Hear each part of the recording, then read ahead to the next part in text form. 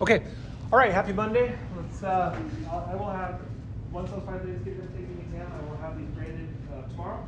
And either give them back to the lab or Wednesday, so you know where you're at, and then we'll have a chit chat about the exam itself. Sound good? So chapter 4, homework and achieve is online now. It's due, I think, next Sunday or something? No, Tuesday night or something like that. So we're moving out of the chapter from our stoichiometry, balance of chemical equations, into now what we call solution chemistry, where we're going to deal with things like solutions and acids and bases and electrolytes and molarity and titrations and some really fun concepts in here. Majority of chemistry of all branches is done in aqueous media, not in solid form. In all the years of chemistry I've done, I've only done 2 reactions that were solid to solid, so they're very rare. So most of the stuff that we do is solution to solution. So one of the things we're going to take out of this is very pragmatic, and that's how you make a good solution. How do you dilute a solution? What is a solution? How many moles are in a solution? So we're going to use the mole concept, and we're going to talk about molarity, moles per liter. That's really the overall arching understanding of this chapter. Again, very practical chemistry that we deal with in all of chemistry settings. So with that, we have to define a couple terms, and we're going to talk about the word strong. Okay, it's a very specific word in chemistry, and it means a very specific thing in chemistry, and it's a very important thing to understand what it means in chemistry. So before we jump in with that, let's talk about what a solute is, what a solvent is, and what a solution is. Solutions contain 2 things, a solvent and a solute. Typically, the solvent is what's in the most abundance. Most of the chemistry that we do in general chemistry is done in water. So we use what we call aqueous solutions in general chemistry. In organic chemistry, we rarely work with aqueous solutions because most organic molecules are sensitive to water. They react with water, they don't like water, they're not soluble in water, so we use things like this one, methanol. Methyl alcohol is a really nice solvent, ethyl alcohol is a really nice solvent, acetone is a really nice solvent, benzene, diethyl ether, THF, dimethyl formamide, DMSO, dimethyl sulfoxide. Lots of different solvents that we'll use in a course of chemistry. For us, for the most part, we use water as a really nice solution for working with, or excuse me, a solvent for working with what we're going to work with, molecules that are soluble in water. So solutions are defined as homogeneous mixtures of 2 or more pure substances. For the most part, we work with 2 things, water and whatever's in the water. So if it's a hydrochloric acid solution, it has 2 things in it, the water and the hydrochloric acid. Okay? The solute is going to be the other thing that's in least abundance. So sodium chloride would be an example. Sodium chloride is saline solutions, mostly water, with a little bit of potassium chloride or sodium chloride in it. Okay? Now, with that, what happens with compounds when we dissolve them in water in organic chemistry, they form these little ions, whether it's a cation or an anion.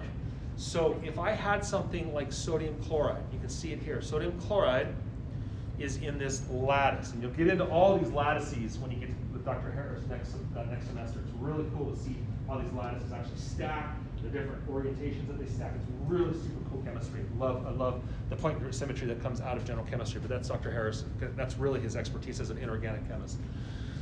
With that, what happens with water being this amphoteric, it likes to have its protons available and it likes to have its electrons available. So when you look at water being 2 hydrogens and an oxygen, water sets up this really nice, what we call an amphoteric. And we'll talk about why it's amphoteric a little bit when we get into Vesper theory. But water with its Lewis dot structure, which we're not to yet, but with its Lewis dot structure, water looks like this. Water has 2 electrons between hydrogen and oxygen, 2 electrons between hydrogen and oxygen, and then 2 lone pairs of electrons. So this is the structure of water. But here's what's amazing about water. Water, because it's an oxygen and 2 hydrogens, forms a very polar molecule. And the polarity comes from what you're going to see here in a few minutes called electronegativity. Oxygen really likes electrons. Oxygen's pulling on electrons. That's why we get things like oxidation or rust. Oxygen so aggressively likes electrons that it'll steal electrons from most metals. So if you put iron, pure iron out in the elements, the oxygen in the atmosphere will grab electrons and it'll convert it to iron oxide. right? We call it rust. Even like silver also will tarnish. It becomes like this black film on the silver. Gold's pretty good. Gold doesn't tarnish very much. Copper's pretty decent, but it'll also tarnish. All these other ones will oxidize, okay? They pull electrons off, and oxygen really, really, really likes electrons. So if you're a pure metal, oxygen is going to steal those electrons. Likewise, oxygen in the context of hydrogen really wants the electrons. So oxygen is pulling the electrons towards it away from hydrogen. What that does is it causes what we call a partial positive, and a partial negative down here. It forms a polar molecule. So because of that property, water can then solvate an ionic compound and put literally a sphere of the chlorine ion in the presence of the hydrogen. So it can bring another hydrogen here, it can bring another hydrogen here, and it forms this, literally, these little spheres of all the hydrogen sticking around the chlorine minus, and it pulls them out, okay? Likewise, down here, the negative says, sodium? Yeah, sweet. And so there's an attraction here, so the oxygen of water then says, I'm going to go ahead and stick around the sodium. And so what happens in this process is we solvate the ionic compound. And that's what the cartoon up here is showing you. Because of the amphotericity of water, in that it can behave as either an acid or a base, it puts the water in an orientation of, you can see like the sodium right here. The sodium then has all the oxygens around it because the oxygens are rich in the negative charge, and the sodium is the positive charge, so there's an attraction there, electrostatic attraction. Down here, you can see the chlorine then puts all the hydrogens around the chlorine, and over time, the water pulls the ions apart. So that's what's happening, like even if you're doing any kind of cooking. If you put a little bit of salt in your pasta water, right? You're dissolving the chlorine and the sodium. They're separating out into sodium pluses and chlorine minuses. So here's the question. Why does sodium chloride dissolve in hot water faster than cold water?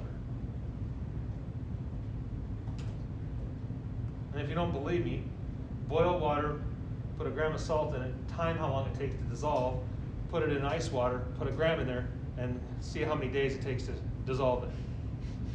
Okay? Why? What's the hot doing? Breaking up what? The what? Not breaking up the molecules. What's it breaking up? The water molecules are moving a lot faster, so they're able to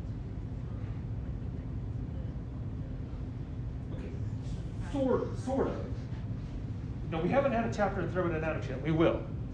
So what is heat actually doing to help dissolve that thing quicker?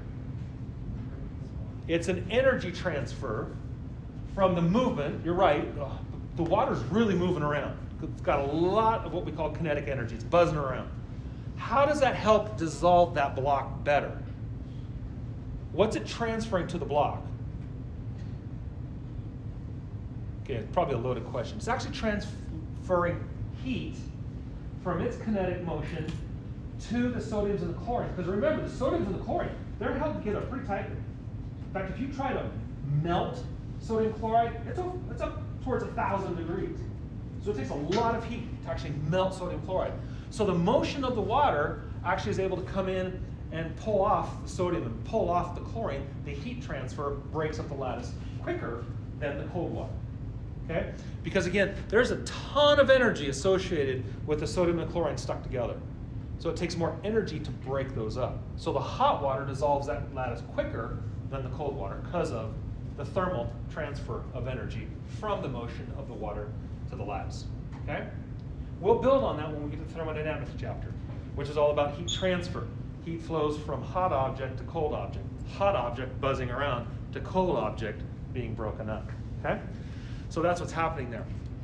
Now, an electrolyte is something that breaks apart into ionic charges. And so something like a sodium chloride is a really good electrolyte because it has a positive sodium that can move electrons through the solution. So it has to be some type of an ionic compound that breaks apart into solution to form cations and anions in order for it to be an electrolyte. So we categorize things from non-electrolyte to weak electrolyte to strong electrolyte. There's that word strong again that we will come up with, and we'll talk about what that word strong is here in a couple minutes. So we have these electrolytes. A non-electrolyte is a molecule. So let me show you the difference here.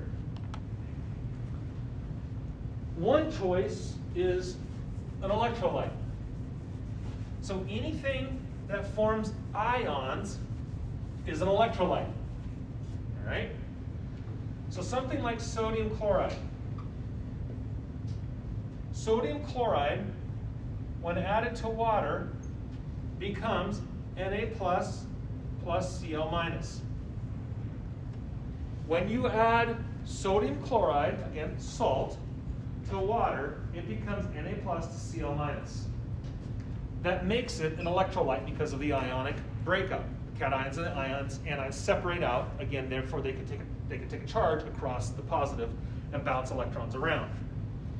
If I take something like sugar, if I take, I'll just take brain sugar because it's one of the easier ones to draw. If I take glucose,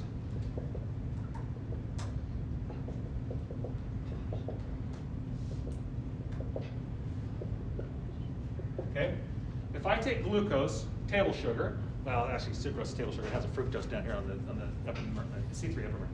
So if I take glucose and I actually add it to water, watch what happens.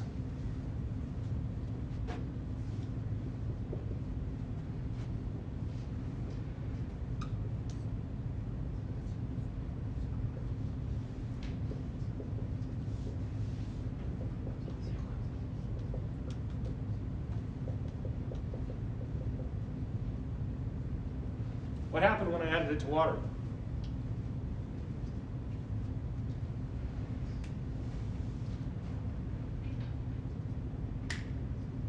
Nothing. It did not become an ion. So here's the thing. If you take sugar and dissolve it in cold water, hot water, it still dissolves faster, right?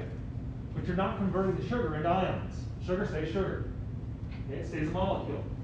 How do I know it's a molecule? You should know this. You do know this. You might not know that you know this, but why is this a molecule and not an ionic compound? What's it made out of? Carbon, oxygen, and hydrogen. All nonmetals. Molecules are made out of nonmetals. You might not have known these little things here are carbon, but they are. Those are all carbon, carbon. So this is C6, H12, O6. Okay? Those are all nonmetals. So if I have a molecule, when added to water, remains a molecule. There's nothing in sugar, there's nothing in the carbon, hydrogen, and oxygen that can carry a charge, so we call these non-electrolytes. So something like methyl alcohol. So carbon, hydrogen, hydrogen, hydrogen, oxygen, hydrogen. That is a non-electrolyte because it's a molecule. When I add methyl alcohol or methanol to water, it stays methanol. All right? So it does not break up into charges. Whereas when I add sodium chloride to water, it breaks up into ions. This then becomes an electrolyte because this sodium can now carry electrons across a gradient. Make sense? So if you do drop your curling iron or hair dryer into pure water with no ions in it, nothing will happen. There's nothing to take the charge. But if you drop it into water that comes out of the Nampa system, there's a lot of minerals in it, and you can pass a charge across the water in Nampa. Okay? Even though it might be weak, you can electrocute yourself. So with that, we have to have something that breaks up in order to form this thing that we call an electrolyte. So we have three different categories. We have non-electrolytes, and we have electrolytes, and then we have these weak electrolytes. So let's talk about this. So if I have pure water, non-electrolyte, nothing happens. No electricity goes across the water, so nothing will happen. So I can pass a ton of electricity across this water, no electricity will flow, no electrons will move. Remember, these lights are moving, these lights are powered right now from the movement of electrons, probably some turbine somewhere, maybe even one of the solar farms out by Mountain Home. More than likely this is coming from a turbine moving in one of the dams. What's happening here is all the copper wire through the building goes out to the street, and there's electrons going along. They actually don't move very fast, but they spit off at the speed of light. It's kind of a cool thing. But they move along those, and they're moving these. That's what's happening here.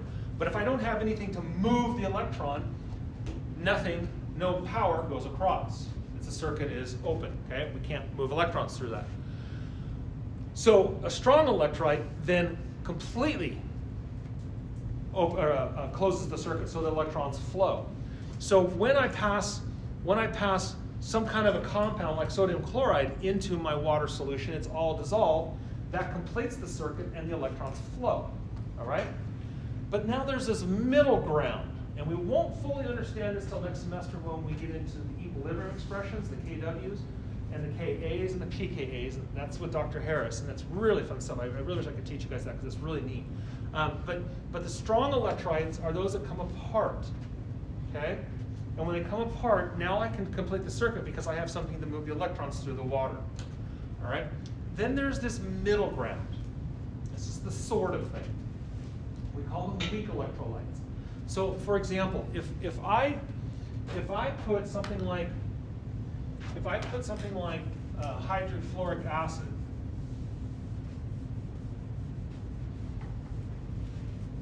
if I put hydrofluoric acid, HF, into water, I am going to get a little bit of H plus and a little bit of F minus out. But for the most part, what we call equilibrium is moving towards the molecule. Notice, molecule, non-metal, non-metal. So this has molecular properties, even though it's also an acid, hydrofluoric acid, okay? But there's an equilibrium here. It doesn't disassociate into H's and F's. It has a little bit of H's and F's, but for the most part, it behaves as a molecule. Therefore, we call this a weak electrolyte. It only partially breaks apart. Another example of that would be something like acetic acid, vinegar. So if you take a vinegar solution, and you add a vinegar solution to water, you do get a little bit of what we call the carbon, the acetate out. Okay? But for the most part, it stays a molecule. Again, a molecule. Carbon, hydrogen, oxygen, all nonmetals. So it remains a molecule. You do get a little bit of the anion and the cation out, but not much. So we call that a weak electrolyte. So a weak electrolyte then is only going to partially, you can see it's very dim, it's only going to partially allow electrons to move through the water. So we have non-electrolytes, which are molecules. We have strong electrolytes, which are what we're going to call completely dissociated. And then we have a lot of things in between. And we can calibrate that, or we can standardize that, knowing how much these molecules do want to come apart, or these ions do want to come apart. Okay? So really, weak, and the types of weak electrolytes are weak acids and weak bases. And you can see that here. This is hydrofluoric acid. Now, I don't want hydrofluoric acid on my hand, but we consider it a weak acid, and I'll explain why. I don't mind acetic acid, mine is just vinegar. So if you stick your hand in a pickle jar, you get acetic acid all over you, it's fine. It doesn't hurt you, won't burn you. But our weak electrolytes are typically weak acids and weak bases. So I've been using two words and I haven't defined them yet. And those words are strong and weak. What do we mean by strong? What do we mean by weak? So here's what we need to do. These two words, strong and weak, deal with electrolytes and acids and bases. Okay? So categorize weak and strong, and this is really an important distinction. A weak electrolyte, there are no weak electrolytes that are ionic. Okay? Non-electrolytes are not ionic. All strong electrolytes are ionic, meaning they come apart. They fully come apart. Okay? Molecular compounds that are strong electrolytes are strong acids. So something like hydrochloric acid is a strong electrolyte because it's a strong acid. But again, I haven't defined strong. Okay? Weak electrolytes are going to be weak acids and weak bases. non-electrolytes, everything else. That's really important to memorize that, to know that. All strong electrolytes are ionic compounds. All non-electrolyte molecular compounds are non-electrolytes. Okay? The middle ground is what is a weak electrolyte if it's a molecule, acids and bases. Okay, we see that right here. All right? What is a strong molecular compound? Well, that's going to be a strong acid. Okay? Now, what do we mean by strong? So here's the important thing. Strong electrolytes are strong acids, strong bases, and soluble ionic compounds. So here's what you have to memorize. The word strong means 100%. So if you hear the word strong in chemistry, especially in general chemistry, it's referring to something going 100%, not 99.9, 100. So for example, when I add hydrochloric acid, you should be able to name that because we've gone through nomenclature. Okay, ide becomes hydroic acid. So hydrochloric acid plus water goes to 100% Cl plus H3O plus 100%. Notice, there's no back arrow here. There's no going back to HCl. It is 100% Cl minus and H3O plus. Notice the difference. When I have hydrofluoric acid plus water, okay, I go to fluorine minus plus H3O plus, not 100%. Okay? It's not 100%. It's not a strong acid. In that, it doesn't disassociate 100%. So the word strong simply means when something is added to water, it disassociates 100%. Arrow is one directional. If it's not strong, if it's weak, hydrofluoric acid, for example, added to water, does have some ionic capabilities, again, a weak electrolyte, but for the most part, it stays a molecule. Okay? So therefore, by definition, it's a weak acid. So here's what we need to do. And this takes a little bit of memory work, but we have to do it. There are basically 7 strong acids. So once you memorize the strong acids, everything outside those 7 is by definition weak. Okay? There are 8 strong bases. Once you memorize those, all other bases are categorized as weak. Doesn't mean that they don't have basic properties, doesn't mean they don't have acidic properties that can actually rip your hand apart or destroy a solution. It just means by definition, the molecule does not come apart 100%. Okay? So let's go for the memory work, and we'll just see it's not that hard if you see the pattern. So here are your strong bases. You want to see them? You need to look at the periodic table, see them. It's right here. Watch. It's not hard. It goes like this. See that? Wow, that was really hard. So your strong bases are lithium hydroxide, sodium hydroxide, potassium hydroxide, rubidium hydroxide, cesium hydroxide, barium hydroxide, strontium hydroxide, calcium. That's it. Magnesium hydroxide is not a strong base. I still don't want it on my skin, but when I add it to water, it doesn't dissociate 100%. That's all I'm saying. Okay, that's what the word strong means.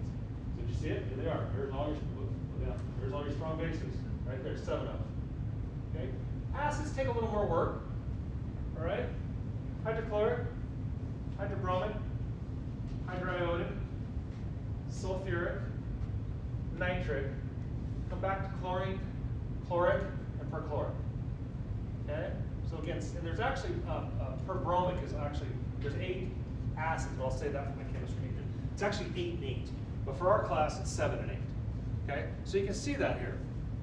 Notice, hydrochloric, hydrobromic, hydriodic. This table comes back to the chlorines, chloric and perchloric, not chlorus and hypochlorous, just the bottom 2, chloric and perchloric. and then nitric and sulfuric, okay? Nitric and sulfuric, that's it. Once I've memorized the 7, everything else is considered weak by definition of it doesn't dissociate 100% when added to water. You tracking? 8 strong bases, 7 strong acids. Okay? All your alkaline earth metals, 3 of your alkaline earth metals. Okay? 3 of your chlorines, your hydrochloric, chloric, perchloric, so your chlorines are out of the way. Then you moved your other halogens, bromic, iodic, add nitric, sulfuric, you've got your 7. Okay? And this is just what we have to do by memory work. So now let's go back and see if we can make sense of this other table that I said you should know. If you look at this table, ionic compounds, all of them are strong electrolytes. Strong meaning ionic compounds dissociate 100%. When you add sodium chloride to water, it is 100% sodium plus, chlorine minus. Okay? Down here though, notice this. Strong electrolytes, if I'm molecular, has to be the strong acids. Well, what are the strong acids? Well, I know those 7 because I just memorized them. So if you add nitric acid to water, you have 100% H plus and NO3 minus. If you add hydrochloric acid to water, you have 100% H plus and Cl minus. Okay? If you add sulfuric acid to water, 100% 2 H pluses and an SO4 2 minus. You get the whole thing here? Okay? Bless you. Was that a sneeze? I guess it was. Weak electrolytes, again, anything that's not strong. Now I know what strong is. There's 7 of them. Okay? So you can see the trend here for weak and strong and non. We tracking? Tracking, good. So we do have to do the memory work, all right? Now, I get this question all the time. Why not hydrofluoric acid? When you look at this pattern here, so I know that hydrochloric, chloric, perchloric, hydrobromic, hydroiodic, nitric, sulfuric. Why in the world not hydrofluoric? Because honestly, if you add hydrofluoric acid to your hand, it'll actually burn your hands right off. When we used to work in industry, we used to have these things called resins, and the peptide was put onto a resin, and the only way to sever the peptide off of the resin was hydrofluoric acid. This stuff is bad. And we would have people actually burn tips of their fingers off, and it's the most nasty stuff to work with because it's a gas. And it's just awful to work with in a laboratory setting. You don't want that on your hands because that's what happens. So why in the world would we call something like that a weak acid? And what's the answer? It doesn't dissociate 100%. It doesn't necessarily mean it's not strong, but by the definition of strong, when added to water, dissociates 100%. Okay? So that's the key. When added to water, it dissociates 100%. Hydrofluoric acid, you can see this is a 48% solution here. We actually have that in the lab over next door. But the gas is what really can just tear you apart. One of my techs, one time I was director of medicinal chemistry at Elan Pharmaceuticals for a couple of years, and I walked in and he had this wrench and these big old tanks of HF gas, and he's just wailing on the valve on this thing because it was stuck. And I was like, don't touch that with metal. I mean, it's just like, can you imagine the whole thing ripping off and loading the entire factory with HF gas? That would have been epic. But it's actually pretty bad stuff. Okay, so we're going to switch gears here for a second. So we just defined, we haven't really defined acids, by the way. We just memorized acids and bases. We're going to have 3 definitions of acids and bases: Arrhenius, Brunson-Lowry, and Lewis. They're very different and they're very important. We're going to get to that. We're going to build on this. But what we do need to understand is something happens when an acid and a base react, or one molecule reacts with another molecule. Okay? And so we're going to call these precipitation reactions, and this has some memory work. I'm not going to have you memorize it to the depths of this. Those that have advanced inorganic chemistry will have this at a deeper level, but we do have to have a working knowledge of this. This is very important for our understanding of chemistry, and we're going to see this here. So when a precipitation reaction, when a precipitation reaction happens, we have 2 molecules or 2 ionic compounds fall apart in water, 100% disassociated. But when I combine them and they find the other partner, sometimes the other partner that is formed falls out of solution. We call that a precipitate. And the question then is why? Why is this supposed ionic compound falling out of the water. Isn't it supposed to be 100% soluble water because it's disassociating in water? No. Certain combinations of cations and anions are insoluble in water. They fall out of water. All right? So stay with me on this because this is actually really an important thing. The example is potassium iodide. This example. Potassium iodide is a strong ionic compound, meaning potassium iodide dissolved, you can see it right here, is 100% disassociated. 100% potassium plus, 100% ion minus, or I minus, okay? Likewise, lead nitrate is a strong ionic compound. It's a strong electrolyte. It disassociates 100%. In water, it's all lead and all nitrate. But the weird thing is when I add potassium iodide solution and a lead nitrate solution, I get this beautiful yellow precipitate out. I get out lead iodide. Now, why in the world is lead iodide not an ionic compound? Because it looks like it's a metal, non-metal, right? Lead's a metal, iodine's a non-metal. I know I've learned in my nomenclature that's lead 2 iodide or plumbous iodide. Why in the world does it form a precipitate? So we have to memorize a few exceptions to this ionic thing. This is where the precipitate chemistry comes in.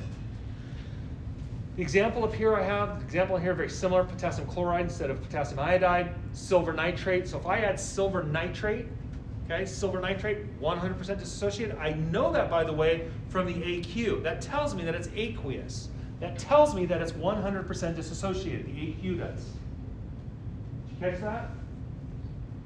Remember, we've been having the little G for gas, the little S for solid, now the AQ for aqueous. So silver nitrate is 100% dissociated. Likewise, potassium chloride is 100% dissociated. 100% potassium iodine, or potassium cations, chloride anions, okay? But when I add silver nitrate to potassium chloride, I get a solid out. And I get a white solid of silver chloride. What is going on? Why is it when silver and chlorine get together, they don't dissociate 100%? They like to stick together. And there's a little bit more to it than this. So what we have to realize here is there's this foundational principle in chemistry called electronegativity. So I'm gonna take us into this a little bit. We're gonna come back to this when we get to our Vesper chapter, but we have to understand it now because this is the answer to the question. And I don't mind if you've had this 3 or 4 times, because if I were teaching any kind of organic chemistry course, I teach it through the lens of electronegativity. That's how foundationally important it is, so stay with me. Electronegativity is an atom's desire for electrons in the context of a chemical bond. Electronegativity is an atom's desire for electrons in the context of a chemical bond. So, if you go back to water,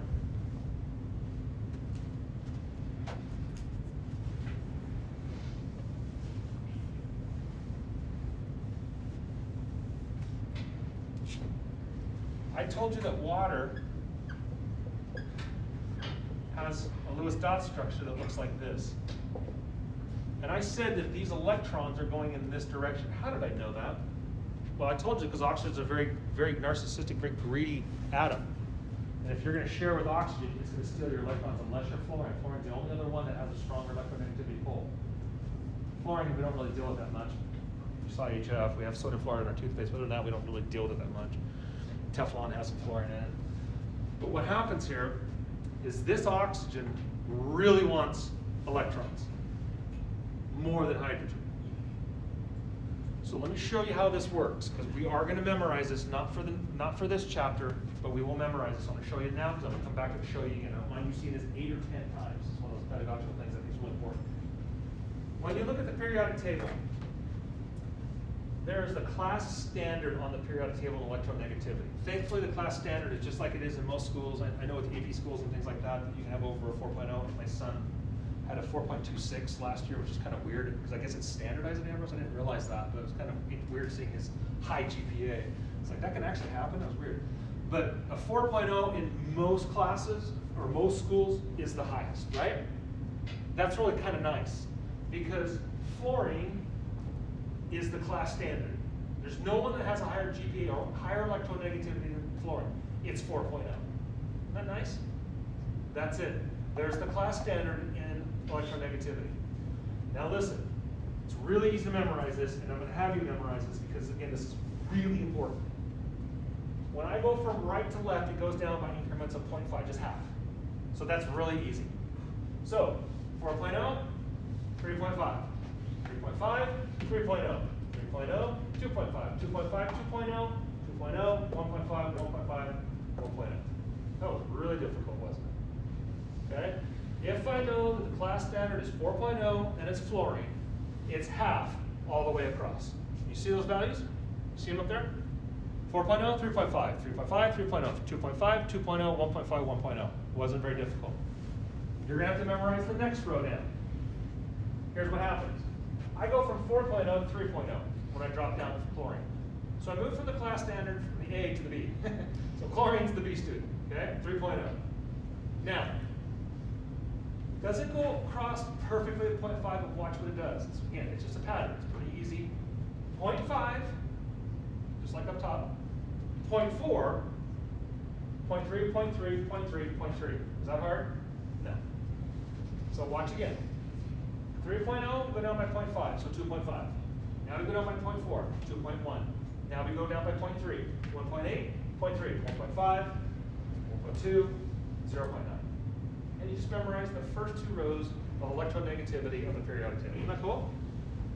You just think of, why are you having us do this? Because here's what's happening. It's been a myth this whole time that we've called something an ionic bond and a covalent bond. You don't have a purely ionic bond.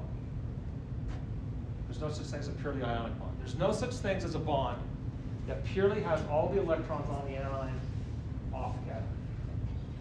Even your most ionic compound possible on the periodic table between cesium and fluorine is not 100% ionic. Okay? So bonding is not one or the other. It's a continuum of the difference in electronegativity. Okay? Watch what I mean by this. When you look at this up here, I know, oh, and the arbitrary one we don't really know. The rest of those are all experimental. Hydrogen, we have to just memorize, it's 2.1. And it was arbitrarily assigned that value, just trust me, it's 2.1. Okay? You can say it's the same as phosphorus if that helps you. Because it is. Remember 3.0, 2.5, 2.1? So you can say it's the same as phosphorus, that helps you, but it's 2.1. So when I look at water, notice this. 2.1, 3.5. So my delta electronegativity equals, if you subtract those out, 1.4. Okay? So here's the thing. In bonding world, we go from 0 all the way up to about 3.2. Okay? And this is all a continuum of bonding. We have two magic places. First magic place is at 0.4. Second magic place is at 1.8. And this is the true way to think of bonding. Not ionic, molecular, but the difference in electronegativity. That's why it's so foundational to understand this. And I'm going to land the plane as to why silver chloride fell out of the water. Because this section in through here is what we call non-polar covalent.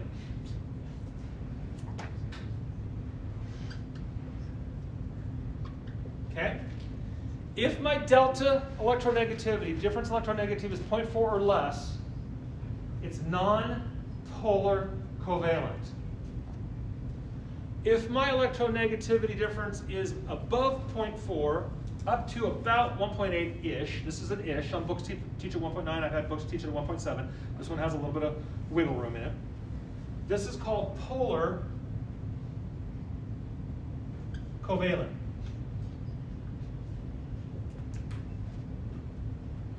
Polar. Poles. Negative or positive and negative. Okay? If it's above the magic 1.8, guess what we call this? There's your ionic. So it's not like you have certain compounds are ionic and certain compounds are covalent. All bonds are on this continuum. We just have special places where we stick out and say, this line says nonpolar, this says polar covalent, this line says polar covalent ionic. Does that make sense? Because up to this point, most of you have probably been misled that there's ionic and covalent. And that's not the case. All bonds are somewhere along this line of continuum. That's the true idea of bonding. So why is it something like silver chloride falls out, or excuse me, silver chloride falls out? Well, what is silver chloride? Notice silver chloride. If I have AgCl, notice silver chloride is 1.9. Chlorine, if you go up over here to memorize it, is 3.0. So notice that my delta En equals 1.1. Okay?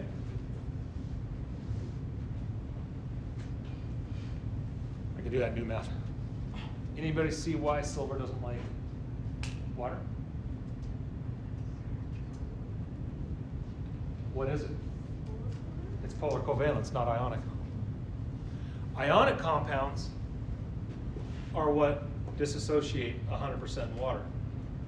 Polar covalent compounds behave as molecules, like methyl alcohol, like sucrose, like water. Notice what water's is. 3.5, 2.1 is 1.4. See what happens there, 1.4? You're behaving as a molecule. So when you have certain combinations of metals and nonmetals, if they fall outside of the ionic realm, they behave as molecules and they don't like water. Does that make sense? And we call those precipitation reactions. And that's why we need to memorize a few of these that are what we call exceptions, and that's what we're going to do. What is this glorious memorization exercise you talk about? Well, before we understand this fully, we have to understand there's a couple different ways to approach this problem. And one of them is to understand what we call a net ionic compound, or net ionic equation is. So let's go back and let's revisit writing a chemical equation.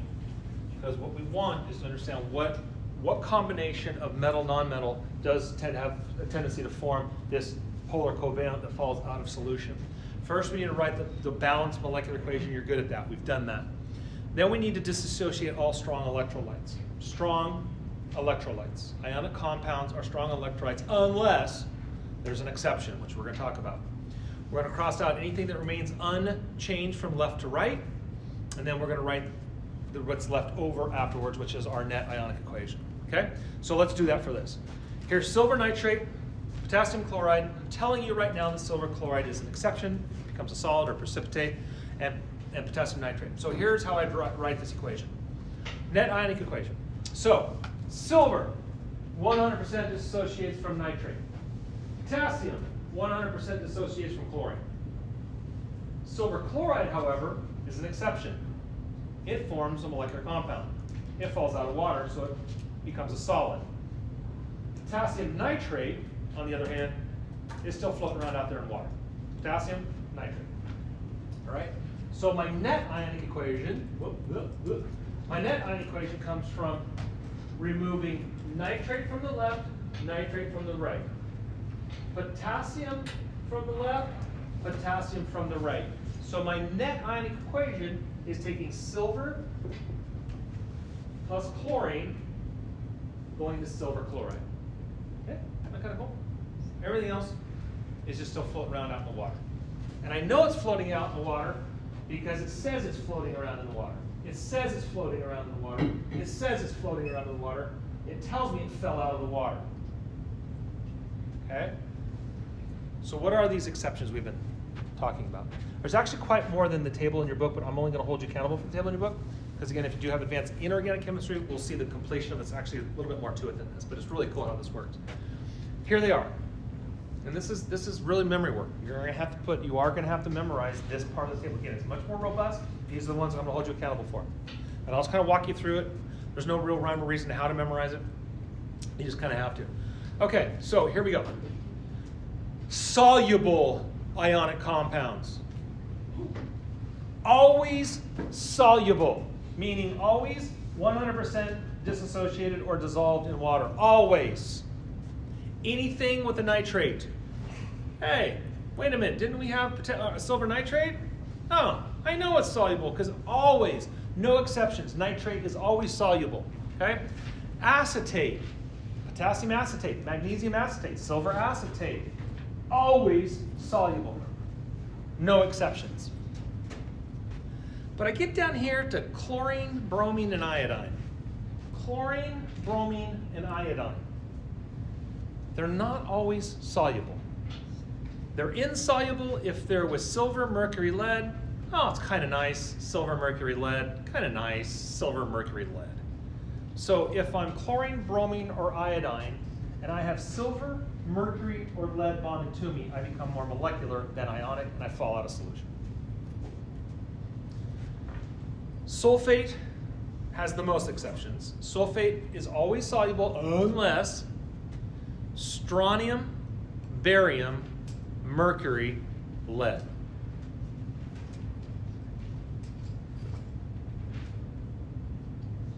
That's it. Okay? These anions are always insoluble. Okay? Always insoluble. Sulfide, unless ammonium. Check this out. The other way to think about this is ammonium has no exceptions either. Any ammonium ionic compound is soluble. Okay? That's another way, other charts that show it that way. Ammonia is always soluble. So you can even put ammonium up here. You can put ammonium right here. Ammonium is always soluble with no exceptions. Okay? And that would remove it from this list. So it would make it a little bit easier for you to memorize, all right? Always insoluble. Okay? Always insoluble sulfide. Alkali metal cations, alkali metal calx. Which ones are the alkali metals? Which one? This row or this row? First one? Okay. Always insoluble except the first row. So I know if I have sodium sulfide, it's soluble. But if I have magnesium sulfide, it's insoluble. Other exceptions, calcium, strontium, barium, which is kind of nice because typically these are the ones that kind of, these guys right in through here are your other exceptions, okay? Right? These are soluble. They're big atoms or ions, so they like water. And you can work right on down this. Carbonate, all insoluble except the alkali metals. Phosphate, all soluble or insoluble, except the alkali metals. It's kind of weird. Hydroxide, wait a minute. Maybe we could put the alkali metals up here in this list and not have to memorize those. Yeah, we probably could do that, okay? Alkali metals are always soluble, okay? So really, this list comes down to calcium, strontium, and barium for sulfide, calcium, strontium, barium for hydroxide. Isn't that kind of nice? So however that works for you, again, the whole thing here is understanding that when we move from ionic back to covalent, we fall out of solution. That's what's going on. Okay? All right. A lot there. You guys have a great week, or a great, see you in lab tomorrow. 9:30, just a reminder, 9:30. Not 9:30, 8:30, so sorry, 8:30. Yeah, it'll be there here in about 15 minutes.